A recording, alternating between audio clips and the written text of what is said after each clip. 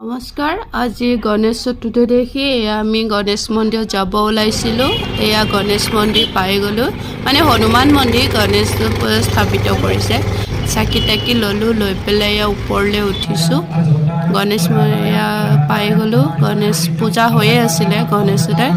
তাৰপিছত এয়া আমি চাকি তাকি জ্বলাই এয়া পূজা আৰতি কৰি আছে। তাতে অলপ ৰখিলোঁ, পূজা চূজা কৰিলোঁ। বহুত ভাল লাগিলে, মানে ইয়াত চাকি তাকি জ্বলাইছোঁ। তাত মানে জ্বলাব নোৱাৰি, তো বাহিৰতে জ্বলাই পেলাই আৰতি কৰি তাৰপিছত বাহিৰত দি দিছোঁ।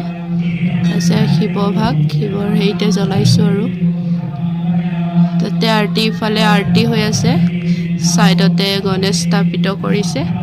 বহুত ভাল লাগিলে মনটো আজি গৈ।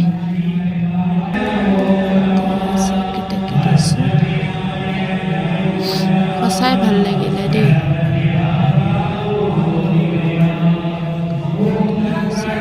গৈ পেলাই এয়া চাকি তাকি দিলোঁ, দি পেলাই এতিয়া আমি পূজা আৰতি কৰি আছে। পূজা চূজাত ভাগ ল'লোঁ, কৰি পেলাই বহুত ভাল লাগিলে মনটো, মানে বহুত পবিত্ৰ লাগিলে।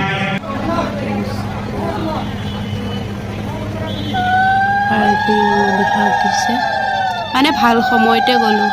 পূজা আৰতি হৈছে। এয়া গণেশ ইমান ধুনীয়া। তাৰপিছত এয়া অলপ চুপ লৈ আৰু সেয়া দেখাবলৈ নহ'লে আৰু তাৰপিছত এয়া বাহিৰলৈ ওলাই আহিলোঁ, ইমান গৰম।